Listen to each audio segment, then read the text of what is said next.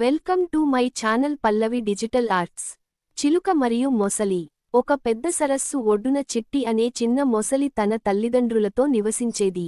చిట్టి చాలా చురుకైనదిగా, ఆతృతగా ఉండేది. ఆమెకు సరస్సులో ఉన్న ఇతర జంతువులతో కాస్త భయం ఉండేది. కానీ ఒకే ఒక్క ప్రాణితో మాత్రం ఆమెకు ఎంతో ప్రేమ ఉండేది. అది ఎవరో కాదు, కుక్కూరు అనే చిలక. కుక్కూరు చాలా తెలివైనది. అది గాలిలో ఎగురుతూ చిట్టితో కబుర్లు చెప్పేది. వాళ్ళిద్దరూ కలిసి రోజూ సరదాగా గడిపేవారు. చిట్టి నీటిలో ఈదుతూ ఉండగా, కుక్కూరు చెట్ల కొమ్మలపై ఊగుతూ పాటలు పాడేది. ఒకరోజు చిట్టికి ఒక సందేహం వచ్చింది. కుక్కూరు నిజమైన స్నేహితురాలేనా అని. అది తెలుసుకోవాలని ఆమె ఉత్సుకతతో ఒక కుట్ర వేసింది. కుక్కూరు, నీవు నా నిజమైన స్నేహితురాలివైతే నాకో సహాయం చేస్తావా అని చిట్టి అడిగింది. కుక్కూరు తన రెక్కలను విప్పి, చెప్పు చిట్టి, స్నేహితుని కోసం ఏమైనా చేస్తాను అన్నది. చిట్టికి ఆనందం కలిగింది. కాని నిజంగా చిలుక సహాయం చేస్తుందో లేదో పరీక్షించాలని అనుకుంది. నాకు నీ రెక్క ఒకటి కావాలి. అది ఉంటే నేను కూడా గాలిలో ఎగరగలను అని అబద్ధం చెప్పింది. కుక్కూరు ఆశ్చర్యపోయింది.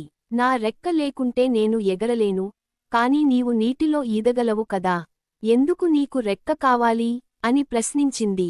చిట్టి అటూ ఇటూ చూసి, నువ్వు నన్ను నిజంగా ప్రేమిస్తే నాకు ఒక రెక్క ఇస్తావు అని వాదించింది. కుక్కూరు కొంచెం విచారంగా, స్నేహం త్యాగంతోనూ ప్రేమతోనూ ఉండాలి, కానీ శారీరక నష్టం కలిగించేలా ఉండకూడదు అని చెప్పింది. ఆ సమయంలో సరస్సులోని పెద్ద మొసళ్ళు భయంకరమైన ప్రణాళిక వేసుకున్నారు. ఇక్కడ ఉన్న చిన్న జంతువులను వేటాడితే మనకు మంచి ఆహారం దొరుకుతుంది అని వారు నిర్ణయించుకున్నారు. చిట్టి దానిని విన్న వెంటనే భయపడిపోయింది. నా స్నేహితురాలు కుక్కూరు ప్రమాదంలో ఉంది అని తలచుకుంది. అవకాశం వచ్చిన వెంటనే కుక్కూరుకు సమీపించి, కుక్కూరు, వెంటనే పరిగెత్తు, పెద్ద మొసళ్ళు నిన్ను పట్టుకోవాలని చూస్తున్నారు అని హెచ్చరించింది. కుక్కూరు ఆశ్చర్యపోయింది. కాని చిట్టి మాటలు నమ్మి వెంటనే గాలిలోకి ఎగిరిపోయింది. పెద్ద మొసళ్ళు దాన్ని పట్టుకోవడానికి ప్రయత్నించినా అది వేగంగా దూరంగా పోయింది. చిట్టికి ఇప్పుడు తన తప్పు తెలిసొచ్చింది. స్నేహాన్ని పరీక్షించడం కాదు, పరిరక్షించడం, కాపాడటం ముఖ్యం. నిజమైన స్నేహితుడు ఎప్పుడు హాని చేయడు, ఎప్పుడు నమ్మకాన్ని కోల్పోలేదు. ఆ రోజు నుంచి చిట్టి కుక్కూరుతో మరింత నమ్మకంగా వ్యవహరించింది.